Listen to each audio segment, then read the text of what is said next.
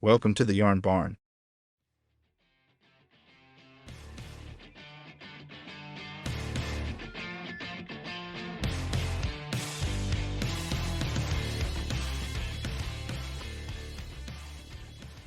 Hey, we are here with Nick, Cowhan again. Again for us, because last time the internet dropped out and we lost our recording. But for you guys listening, it's the first time, so that's a big plus. And Nick was gracious enough to count us in to this episode, which is really cool. Thanks for joining us. So welcome to the Yarn Barn, Nick. Welcome. Thank you, sir. Good to have you back, and really good to be able to have a conversation again.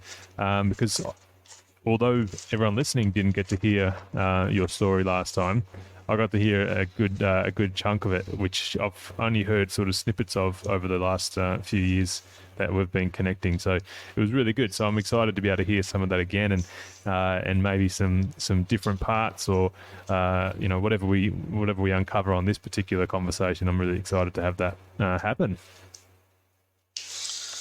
Well, I'm an open book, so don't stress. Ask me anything. Good. And any illustrators, I just thought, Nick's an open book, and we could say that in a nutshell, Nick's an open book. So if any illustrators are out there that want to create a picture of Nick in a nutshell as an open book, send it through.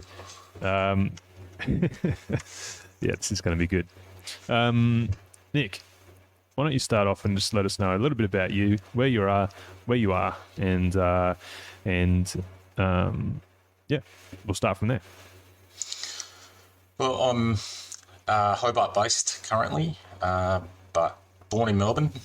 Dad decided that he'd go for a career change and join the military, and so I became a Navy brat. That only lasted probably 4 years, I think.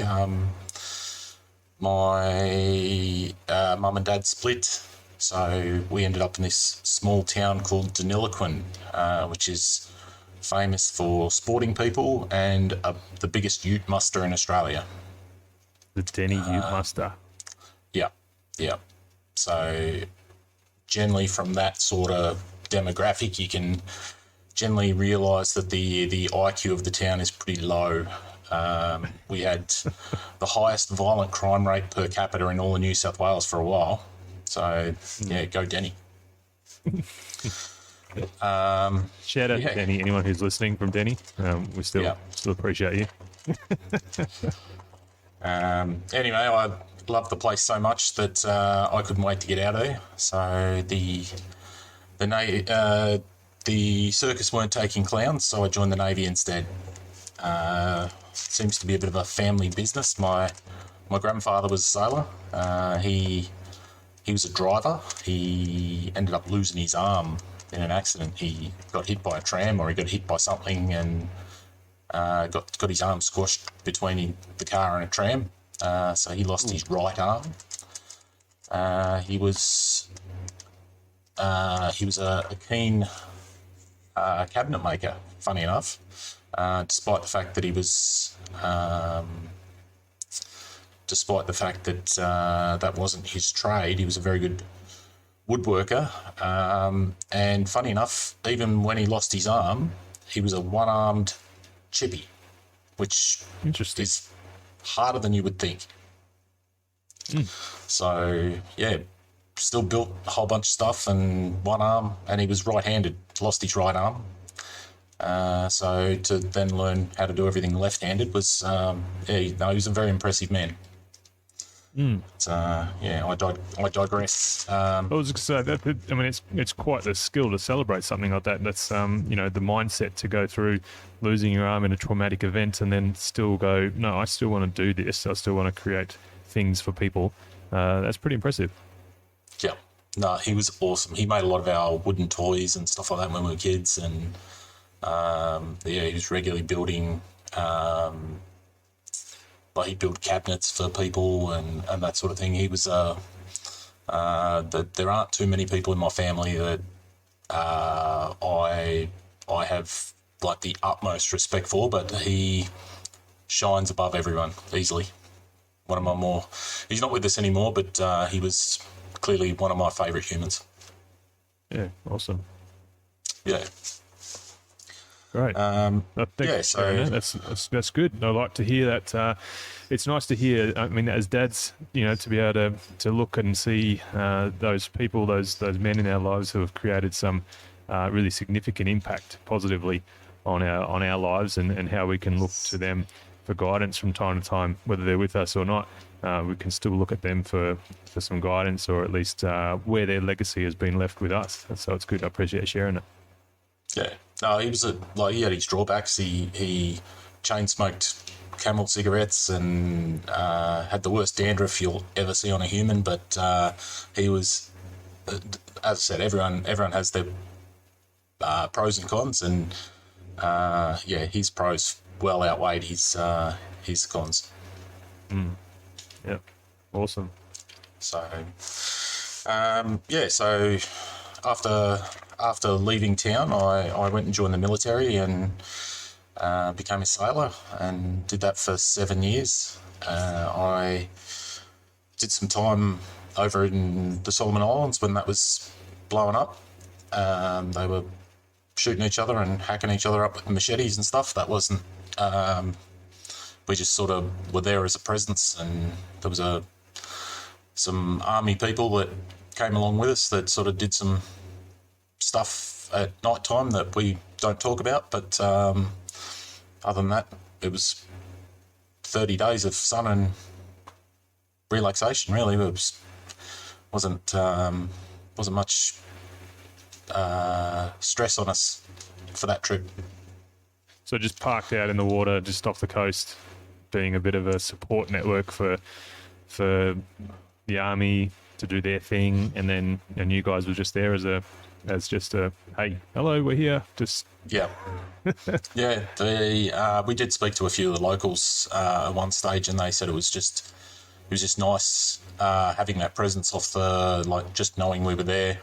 Not that we actually did anything, but they thought it was very symbolic of us just being there and just showing that there are other countries that actually cared. So it was an interesting take on it, I guess, when we just sort of drank coffee and painted missile launchers. Yeah, good. It's important as well. And it's interesting. We've had. I think it's just showing the demographic inside the Dad's Own, the Yarn Barn is of sort of our age group. There is a number of guys that are in the community that I know of that were over in the Solomons, and probably around the same time as you've been there. So it is interesting. So, much respect to yourself and the other fellas that are in the Yarn Barn that have served, and the Solomons and everywhere, because it's, obviously for the locals there, it's greatly appreciated having that presence there, but also for us who haven't, the guys and girls who haven't served, big thanks, because it's although in that particular circumstance it was 30 days of coffee and painting under the sun, it was a significant presence that needed to be done, and you're there for a job, and we appreciate that for sure. Yeah, well, I appreciate you saying that, and anyone that has served in the military knows that it's definitely a different way of life, and it's certainly a culture within its own culture. The ship that I served on was the HMAS Darwin, and I lived in a mess of 66 guys. So the bunks were 3 high, so you had a bottom, middle, or top bunk, and you had a curtain that you could pull back, and that was your only privacy that you ever had when you were on the ship. You could go in and use the lavatory and close the door there. That's probably as much privacy as you ever get. So it can be very confronting for some people. 66 guys. We had, what was it, four toilets, 4 sinks, and 3 showers between 66 guys. Jeez.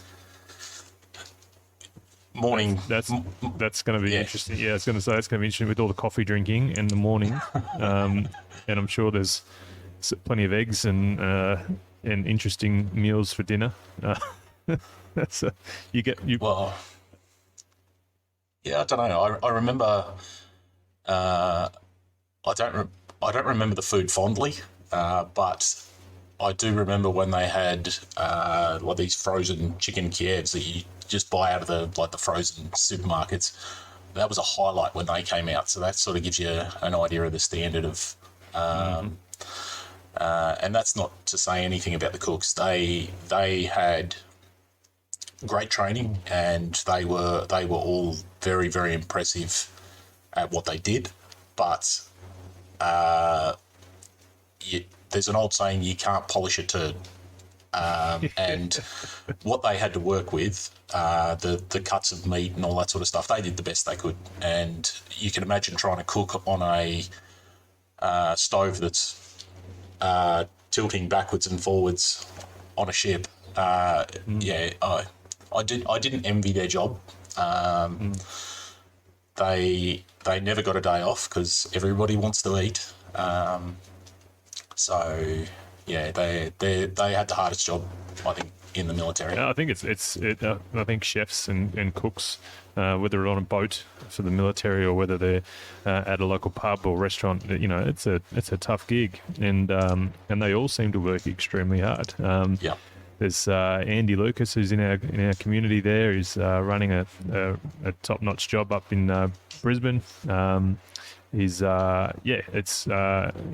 always mentioning how much of a challenge it is, and working non-stop. So, and then you get those people that come in and go, "Oh, my food's just a little bit colder than I'd expect," and it's just leave me alone. I've been doing this for 20 hours today. Everyone's a critic. Everyone's a critic when it comes to food, that's for sure. Yeah. Yeah, cool. So you did some you did that deployment. You spent some time in the Navy, and then so what was sort of next step for Nick? Well, I think I knew my military career was coming to an end when I was sitting off the coast of Iraq, and I got charged with not wearing hearing protection while I was washing dishes. When I got charged with that and found guilty, to which I got 5 days restriction of privileges. So that Iraq trip was 7 months. Wow. The whole 7 months that we were up there, we got 16 days where we weren't actually out on the water doing our job.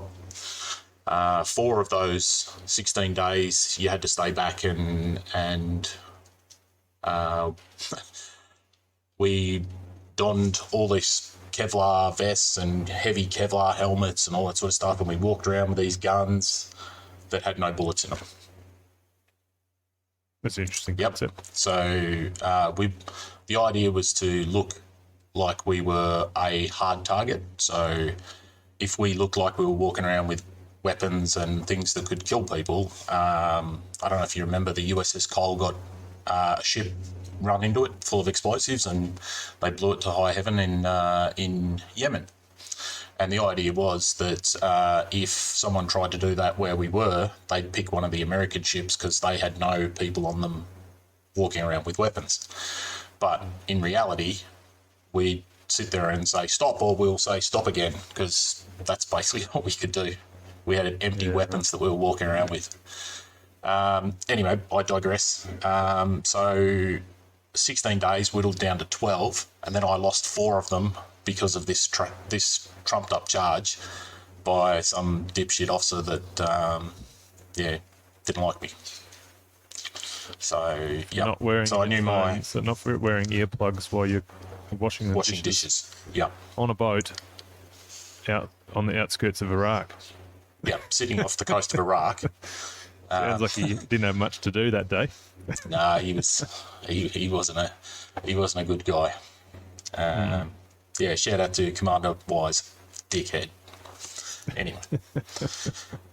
So, yeah, that was I knew that the military wasn't for me.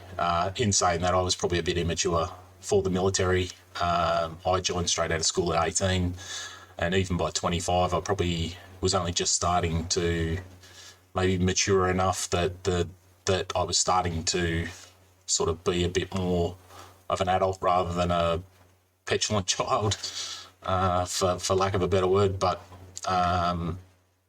2005 rolled around. I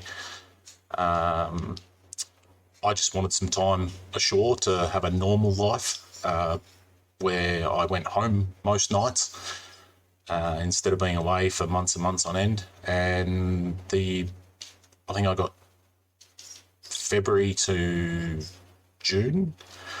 And then they said, well, we're going to send you back to Iraq for another 7 months. And I'm like, hell no, that is not happening. So I got out. Had no plans.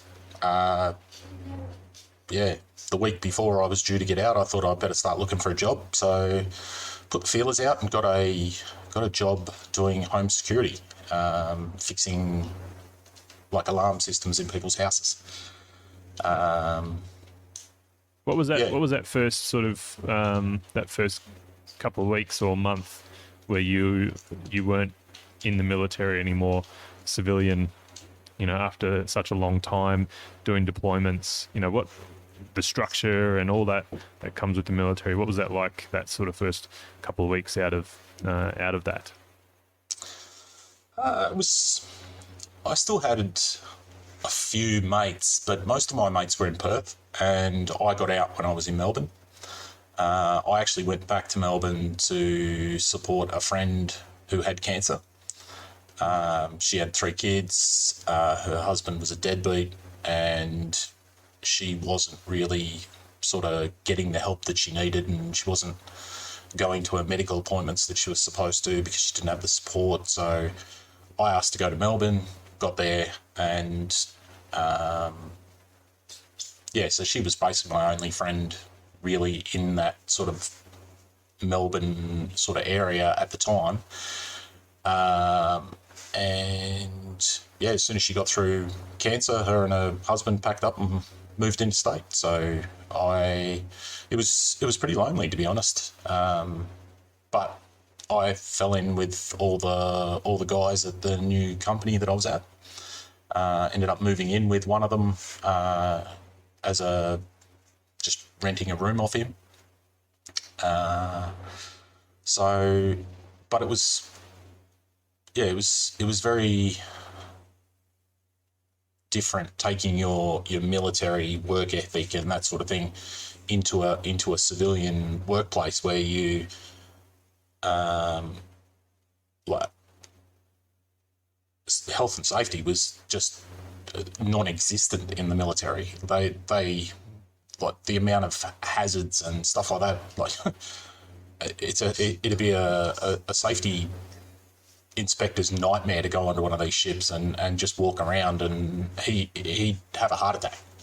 But all the people cleaning dishes without earplugs in for a start. I know, really. That's just unforgivable. The nerve. I know. But then I sort of trod on a few people's toes because I started trying to make things better, and by doing that, I inadvertently stopped one of the guys from stealing a whole bunch of stuff from the company and doing sort of cash jobs on the weekend. I didn't realise by sort of documenting things and bringing procedures into place that I was actually screwing someone over. He was kind of stealing anyway, so I wasn't exactly sort of screwing him over, but the whole dynamic was just so crazy to me that I just didn't understand it. So yeah, because it's a significant transition for sure, and then obviously trying to hang out and get to know people who may not have experienced what you've experienced. That adds a whole other dynamic, like you said, and so that's a big culture shift for sure. Well, I only did that for about 6 months. The guy that I inadvertently stopped his little weekend enterprises, he ended up putting a complaint in against me, and I got put on an extra 6 months of probation because of it. And so I went, well, fuck this. You're a bunch of knobheads. So I went, applied for another job, had another job within a week. This time I was stripping elevated work platforms completely down and doing the full sort of 10, 15-year rebuilds and then putting it back together again. This was the most unsafe workplace I've ever worked in. And that includes the military at war. Yeah, right. There was 4 of us on the floor, and every single one of us had a major accident while we were there. And I was only there for like 9 months. Wow. There was one guy that he was the messy guy. He fell off the back of a truck because he left his battery in the middle of the tray, tripped over it, fell off and broke his hip. Another guy, we were throwing bottle caps at him because we'd finished our trucks. And so we were having a few beers on a Friday afternoon while he was just finishing the last thing. I think all he had to do was put like one little pin into a cylinder at the bottom of his sort of turret, and he was done. But he's like, no, I'll do it on Monday. We're like, no, do it now. We'll stop throwing bottle caps. Just finish it now because you won't finish it on, like, you'll forget you haven't finished it. He's like, no, I'll be fine. Sure enough, on Monday, he forgot to put that pin in. Took it outside, started test running it because there was no QA. Like, no one checked anyone else's work. It was just away you went. He's got this thing fully up in the air. Luckily, he was wearing a harness, and all of a sudden the cylinder let go because it wasn't attached, and the whole thing came down, crushed the truck, almost flipped the whole thing, threw him out. He was dangling from the bucket.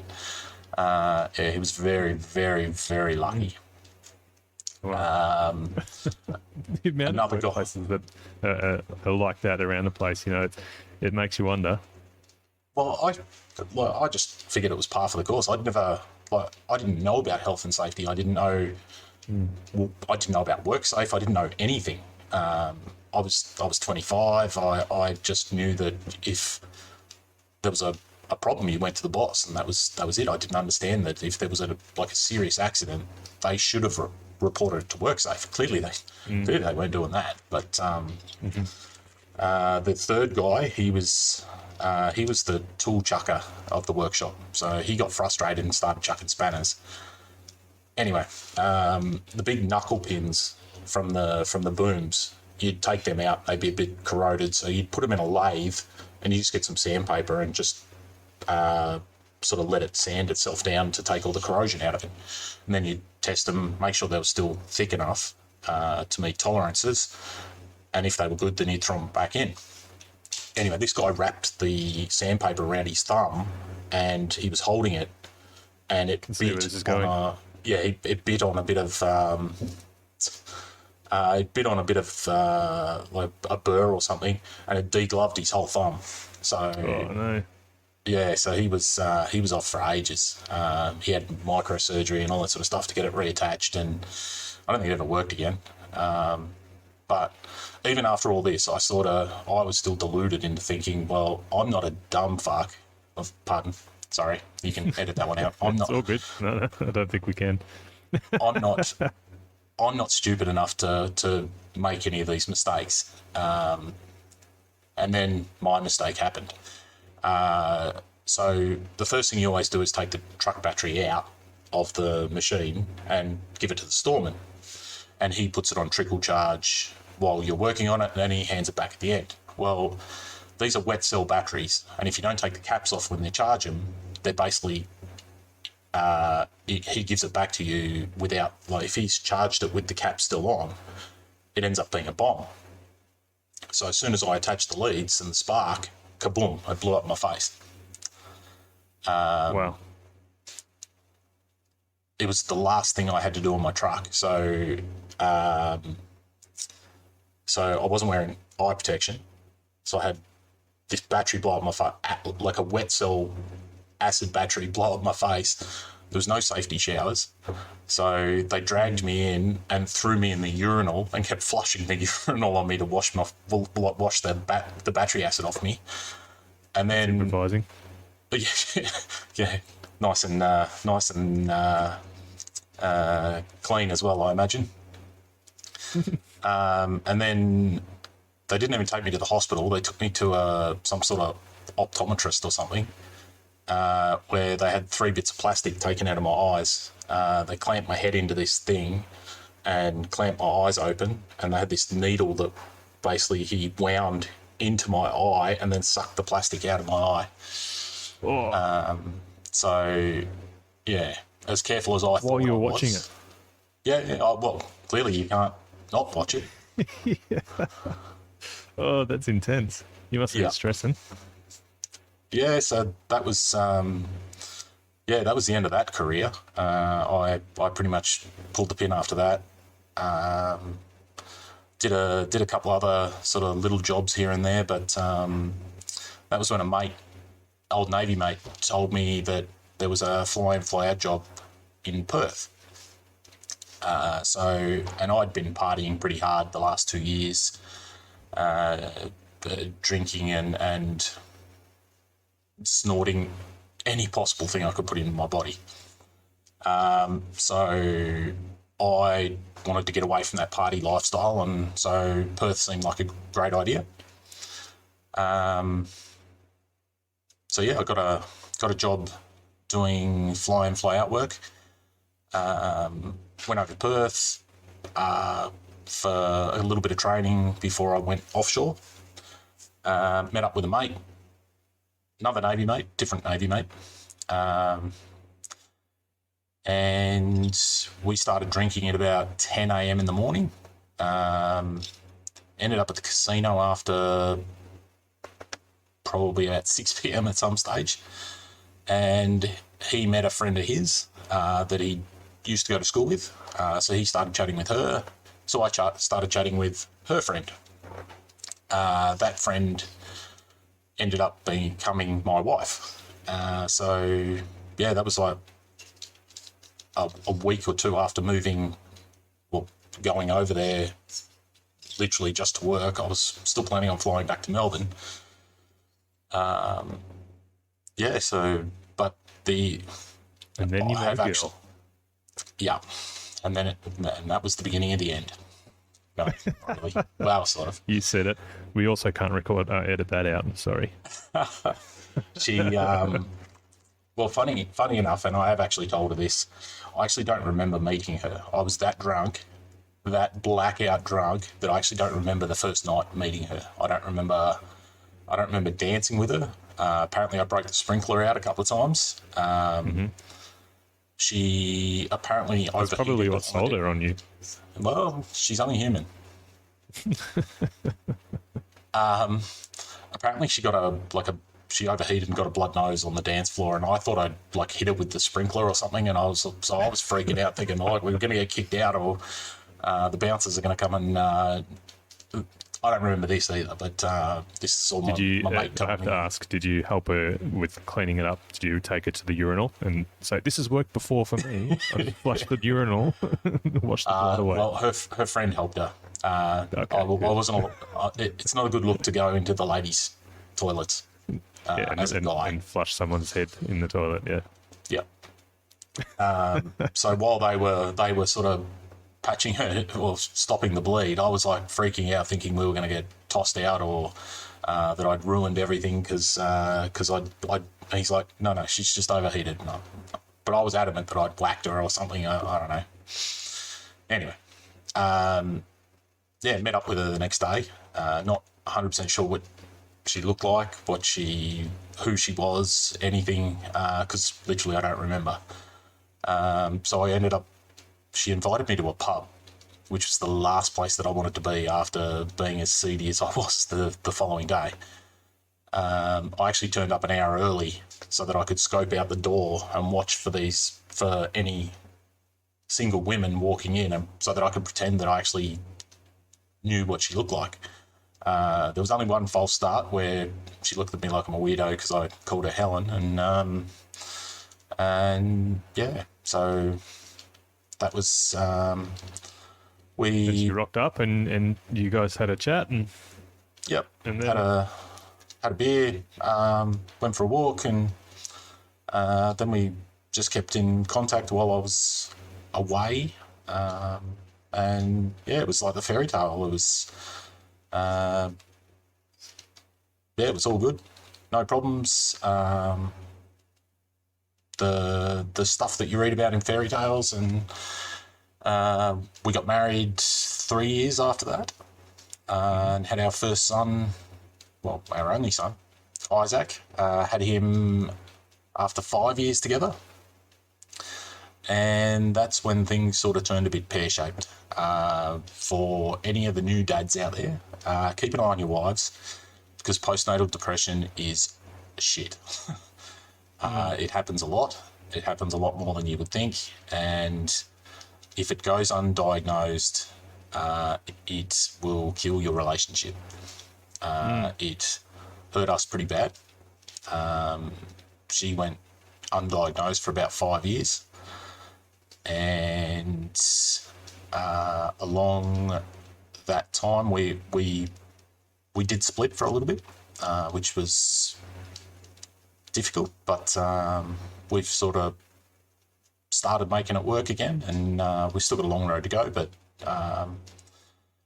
yeah, it's that was probably the one thing that's really sort of hurt us, is that postnatal depression. and so you guys were in Tassie at this point, No, we were in Perth still. still in Perth when at that point. So we had Isaac in Perth. Funny enough, Isaac is at school down here in Hobart. He has a kid in his class that was born in the same hospital in Perth, St John of God, Subiaco, as Isaac, a month apart, and they're both going to school in Hobart together. Isn't that funny? It's a small world. It is. But yeah, so So five, yeah, so 5 years undiagnosed. Is that because a lot of times, we go through challenges and we think, oh, we can push through, or it'll pass, and it just keeps getting worse and worse, or more consistent, and that stress and overwhelm and all the things or whatever is happening, depending on the individual scenarios. But was that something that Helen was feeling as well? During the conversations that you had, was it just this should pass, and it kept going, or was it a lack of services, or what was the struggle there? I think I picked it straight away. I just wasn't forceful enough to get her to push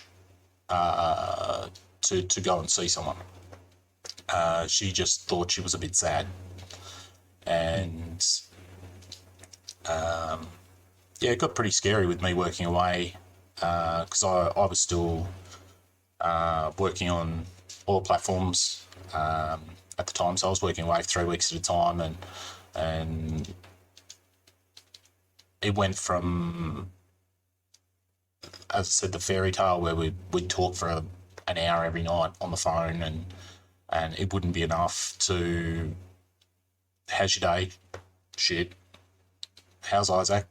He's a little bastard, sort of thing, all the time. And it was they were very short conversations, and it was very hard to get information out of her. It was very difficult, and it was just, she was in a dark place. She was sick. It wasn't her fault.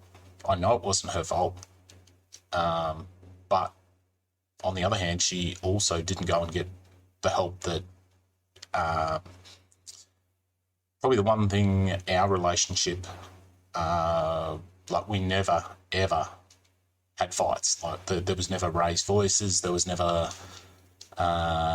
bickering. It was always just happy families. And then even when she was sick with the depression and that sort of thing, we still didn't fight. We both sort of avoided confrontation too much, and I think that was probably part of the problem as well. Is we just buried, for the sake of avoiding confrontation, we just buried feelings that we had that were valid, but we just didn't voice them because we didn't want the confrontation. Yeah, and I think that's so common. And, you mentioned confrontation, but, it's also, again, for the people our age in particular, and older, it's hard to have those conversations. And we're not knowing or growing up in that environment, not being schooled on how to understand or see the signs, or oftentimes we see them when it's really far down the picture. Like all mental illness or struggles with mental health, catching it earlier is better, because then you can have the opportunity to work through it and have those conversations. But yeah, it's hard. That's it's hard to have that conversation if you don't know how to ask the questions and how to receive the information when it comes. Yep. The irony is it was never actually formally diagnosed. It was only when Helen went back to her rheumatologist. She's got a few autoimmune issues, but one of a new medication that he gave her just happened to be an antidepressant, which was all she needed, and it snapped her out of it. And she said it was almost I'll just try to remember the exact words, but she said it was almost instantaneous of like within a day or so of having this medication, she just felt the cloud dissipate that was sitting on top of her. And it was something that has caused so much angst in our relationship and that sort of thing, for it to have been fixed so easily. And I guess to know down the track that that's all it needed, we could have avoided so much, so many problems and that sort of thing. That was a difficult pill to swallow for me. And something it took me a long time to sort of get over and mentally deal with myself, was how poorly I got treated for a long period of time. And it was something that could have been fixed so easily. It played on my mind a lot following that time, and it's probably what led to our first separation. So yeah, but that was down here in Tassie. We moved down here for her because I felt she needed more support from family and all that sort of stuff, where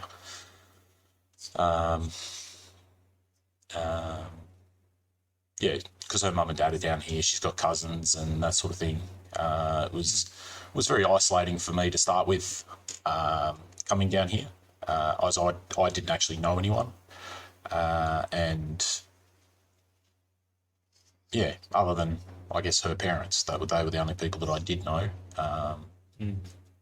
So yeah, it was a very isolating experience, and Tassie's a very cliquey place. It's a lot like a small town. I imagine Karratha would be very similar. It's not a lot of people in Tassie. They've grown up together, and they already have those core friendships and that sort of thing of people that they. So for people moving here, it's very difficult to meet new people and sort of forge those friendships that you. So yeah, it's that's something I found very, very difficult here in Hobart, and part of what led me to the Australian Dads Network. Well, I was just about to say that there's when you mentioned Karratha, it does seem very similar. Like for us here, it's it can be quite cliquey, and a lot of regional towns are like this across the country, but it can be quite cliquey. And for us in Karratha, it's more of a, people, adults, because there's kids are a different story here, but the adults are cliquey in a way that it's not wanting to get people so close in the circle, because if they're so close in the circle, then it becomes, that's more of a friendship, or a relationship that is strong, and then the risk of them leaving because the job has expired, or they're going down to Perth because the kids are going to high school, or that kind of stuff. So there's always this fear of, I don't want to get too involved in a friendship because that could be taken away at some stage soon. So it's really hard to get in there unless you've got, those simple things like, the house, or, you grew up here, or that kind of thing. But for the kids, though, it's different. And this is interesting because for me, watching the kids at the school, that is so transient. There's a new kid that rocks up. I think it's a lot different to some like cities where, people don't move around as much. It's, a new kid comes to a school in Karratha and they're just embraced like everybody else. Like they're just mates from the start, because the kids here are so used to new kids coming and kids leaving. It's so transient, but they embrace it. Compared to us adults, we sort of hold a bit of a, not sure, you've just come to town, I don't know who you are, I don't want to play yet. It's interesting. I wish we could be like kids a lot more in certain circumstances like that, for sure. So yeah, but kids can also be very brutal. So they can be. Yeah, they can be, and I think that's it's probably as they get a bit older and they start to understand that emotion behind some of those things, and that starts to change for sure. So you mentioned so you're in Tassie, getting some support from, or Helen's getting some support from family. You're feeling a little bit isolated, and then you've just stumbled across the Dad's Network. Yeah. So one of the big changes in my life happened about 4 years ago, and I started feeling. So for someone that I've always been the picture of health. I've never got sick. Got maybe a cold every 2 years. That'd be the extent of it, and then I started feeling pain. A lot of it was, and it was waking me up at nights. It was a lot of,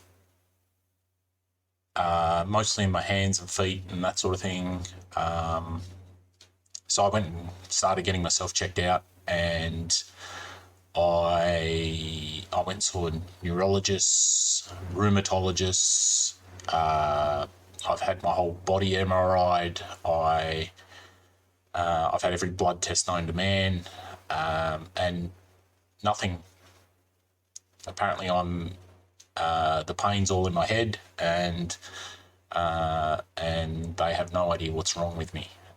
So, in the end, the rheumatologist has diagnosed it as a condition called fibromyalgia, which is probably it's kind of a cross between chronic fatigue and rheumatoid arthritis. You're in a lot of pain all the time, but you're always tired. But pain generally makes you tired anyway. So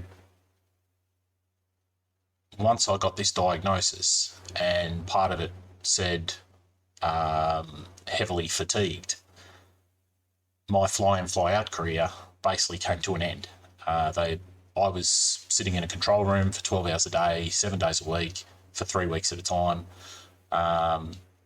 operating an oil ship, bringing oil up from the wells, and then processing it to basically take the water and the gas out of it, and then putting it down into the tanks.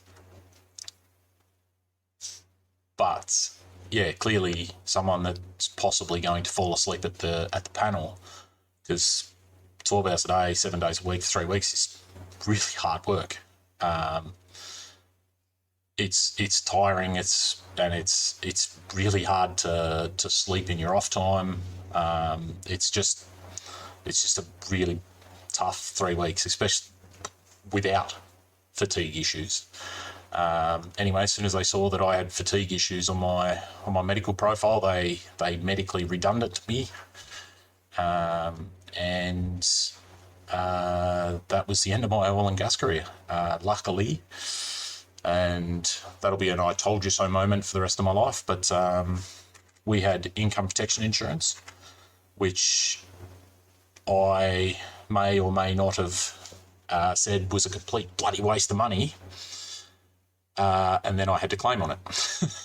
So that was so that's the I told you so moment that I'll live with for the rest of my life. Yeah. But yeah, now, so luckily I had that income protection insurance, and it now pays my bills, and I'm a stay-at-home dad. So that was a big change for someone that's never not been employed.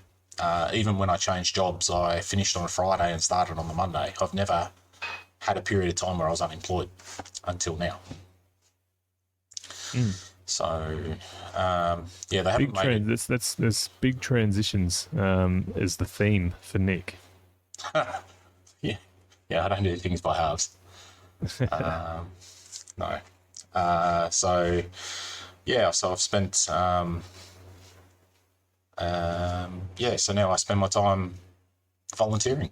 I have, a number of people that I've sort of helped get clean and transition from homelessness to back into sort of getting a job, getting a place, and all that sort of stuff. I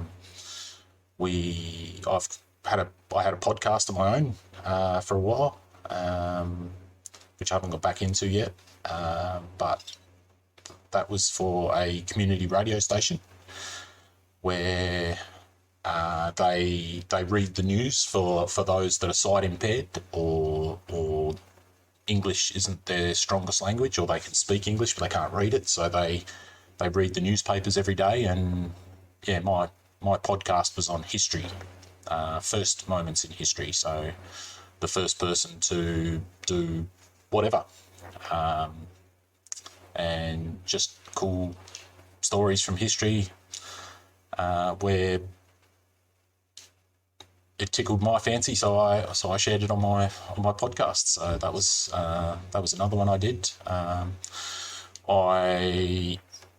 For those that don't know, I'm the treasurer of the Australian Dads Network. I'm in charge of the purse strings. Managing all the receipts that come through from various places. Hashtag Andy Weebury. He doesn't have the dodgy ones. What else? I've got a Ukrainian family that I brought over when the war started over there. I was, I found a family that was trying to get out, and basically paid most of their flights to get them over here, and I've got them set up in my shed. It's a nice shed. It's not a little tin garden shed. It's got its own kitchen, and their living room is now was my pool room. So they've got the pool table and all that sort of stuff. And I remember when you were going through that process of setting that up, there was it's a big community effort too. Had a lot of donations and support from the community, it's a really positive thing. Yeah, had a guy in the community. He owns a bike store, so he provided bikes for them. I approached the school that my son goes to, and they it's one of the best schools in Hobart, and it's not cheap to go to, but they found funding to send both boys to that school. They found funding to buy her a car, and there was the ladies that donated clothing, both for Anna and for the boys. Beds, all sorts of stuff. It was pictures just to put on the walls. It's all been I had some taps installed in there by a plumber that donated his time. He put some washing machine taps in there, so I found an old washing machine and replaced the drain pump and put that in there for her, that sort of stuff. So Awesome. yeah, electrician came and did a few bits and pieces to finish things off. A plasterer came over and plastered a wall for me for free. So yeah, it was a big community project, and a lot of people helped out. And I tried to pay for anything that was going to stay in the shed that was essentially going to be mine once Anna left. I tried to pay for, because I didn't feel that was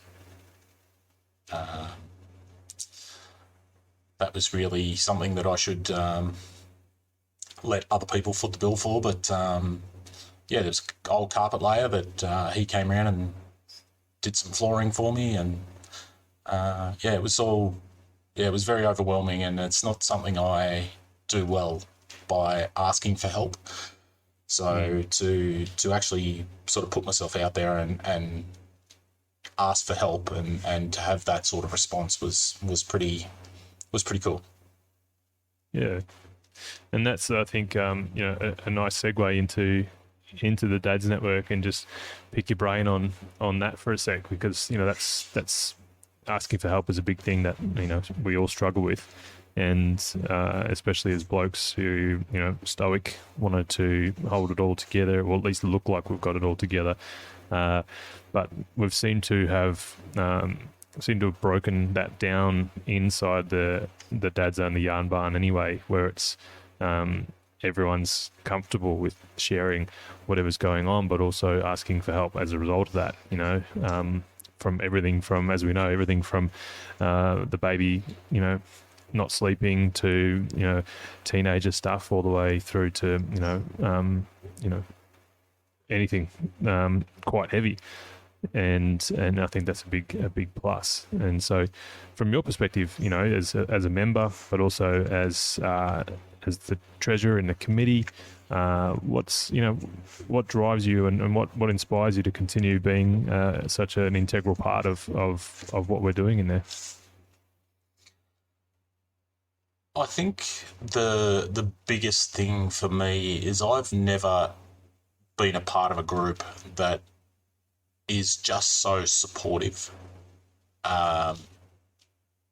Normally there's the fun sort of piss takes that can be taken either way or anything like that. There's not even that. There is for certain. So Chris Cassidy Schroeder, for instance, he and I have spoken quite a bit. He had some. He's got his own mental demons, as we all do, and so I picked up the phone and I gave him a call, and that's how I really got to know him. And we've talked a bit since then and that sort of thing. So we know each other quite well. So we'll pull the piss out of each other because we know each other. But there's not even that tongue-in-cheek. It's just so positive in the group, and anyone that's not sort of quickly gets whittled away anyway. To conversations like the change the date, which comes up every year and it's about to come up again, and I think I did see it come up not too long ago. The fact that we can openly talk about such what can be divisive topics respectfully, and I think that's the big key. There's just so much respect to each other and it's open-minded. That I must admit, I was prior to last year's conversation, I was actually firmly in the, well, I don't want the date changed. But then I was educated, because I always thought that Australia Day was January 26th, but it wasn't. I didn't believe that Australia Day was actually celebrating the arrival of the First Fleet, but according to the Australia Day website, it is. And well, I can understand why they're probably not too happy with the date being that, if that's what this celebration's all about. But I'm not here to politicise the podcast or anything, but the fact that I was so staunchly in one camp, and then after just hearing the conversation, I don't even think I was part of it. I just read it. My mind was open, and I've come to a totally different viewpoint, simply because of the conversation that was had. And I think there's a lot of that. There's the usual stuff of relationships and kids and all the other stuff, but there's normally one big thing probably per month that really blows up the network, and it's so good to just be a part of a group that can deal with big issues and deal with it respectfully. 100%. I agree. The integrity is high, and it's to the point where, as administrators, moderators, there's not much work to do as far as managing the comments or the reporting of someone said something about something that they didn't like. There's very little of that, and in the early days there was. And one person said it's there's always going to be weeds in the garden, and that's true. But they're very, very much few and far between, and I think it's because people who are just looking to stir shit, they come in and they look around and they realise that this is actually, they'll either go, oh, this is actually a really good group, and it is full of integrity and really top blokes, and they'll stick around and they'll get involved, and others will go, nah, I don't want to be a part of this. So, and then they leave themselves, and that's cool. I've always said, the Australian Dads Network is not always for everybody, but come in, have a look, and if it isn't, then hopefully you find that group that's for you, and that's cool. But yeah, I appreciate your comments, because that's it's very much the way I feel too. There's plenty of really good conversation in there, and it's always heartwarming to see guys sharing the burden and supporting each other, going through whatever it is they're going through, but also just having a good laugh. There's plenty of dad jokes in there, as you'd expect, and and more and more as we go through this year as well. That opportunities to be able to catch up in a local area, I think is really good. There's quite a number of you guys down in Tassie at the moment, so we need to try and get all you guys together and catch up and see where all that stuff goes as well. It's an exciting time, 2023 for the Dads Network. Yep. Well, I've met a few of the guys locally as well. So Ryan, Trina, Alex Smith, Sam Payne. So there's Tom Van Vanderbeek, I think. Yep. Van Dutchy. It's one of those surnames. I still haven't written my tongue around it exactly yet, but I've put myself on the spot, and now I don't know if I've pronounced it right, and I'm second guessing myself. But yeah, I've met up with a few of them and had beers with them and that sort of thing, and they're all great guys, and it's just something that through the Dads Network, as I said, I did feel isolated before when I was down here, and breaking into some of these groups or clicky groups was difficult, and the Dads Network has really been what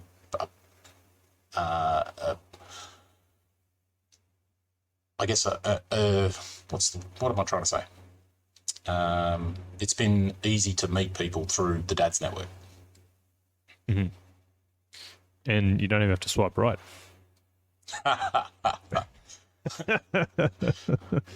We can edit that out. I 100% agree with what you're saying. And I was speaking to some people yesterday in Onslow, very much along a similar frame to what you're explaining there. Is it's when we can get onto a community online like we've got with the Yarn Barn, and then be able to slowly see the conversation, get involved. We slowly drop down that mask or that shield that is sort of in our holding us away from connection. And once we do that, then we have the opportunity to open up and connect with guys at a local level. When we do that, after being inside the community, connecting with those guys online, and then go face to face, it's a lot more easier to get into that mode of just, hey, it's just another mate now. It's not a guy I need to sort of figure out or understand. We're in the same community. We know what it's about, and it makes that a hell of a lot easier to break down that barrier. And I think that's a massive positive of what we're doing. And obviously there's also conversations that we have in the group from time to time where people don't want it to be any more than what it is now. As far as the numbers in the group, because they love that contact, they love that ability for us all to sort of know each other essentially. But the big picture is the more guys I know that we can get inside of our community, the more we can help and create more connection across the country, which is only going to be helpful for us, helpful for families, helpful for the local communities wherever they're from, and I think that's a really big thing for us this year is to continue to do that and support as many people as we can, but still keep that integrity and still keep everything really strong. And so, yeah, stoked that you're a part of it, mate. It's an honour, and I'm humbled to have you as part of our committee, and also as part of our community, and doing the work you're doing down in Tassie. And I really appreciate you sharing your story today. And if you want to leave us with one thing, one piece of advice for any dads out there that that you want to leave with them, I won't even sort of give you any sort of lead in. You give me one bit of advice for a dad out there. One piece of advice. I wish you gave me a heads up on that one before we started. Don't repeat the sins of the father. Think about it. No, don't repeat the sins of your father. I think it's probably the one thing I would say. Remember what your father did well. Remember what he didn't do well. Remember what you wanted from your father, and be that guy. Wow. You didn't need time to think about that. That's extremely powerful straight off the bat. Well done. Thanks. That's huge. And I think that's a really good way to leave people thinking after this episode. I'm keen to hear from anyone who's listening to this. Leave some comments behind. Let us know what you think of those of this episode, and I'm really excited to hear see some of those comments for sure. Nick, again, appreciate your time here today, jumping on, and I've learnt a lot about you that I didn't know, and I appreciate you sharing. So thanks, mate, and we'll talk to you again really soon. Thanks, Liam.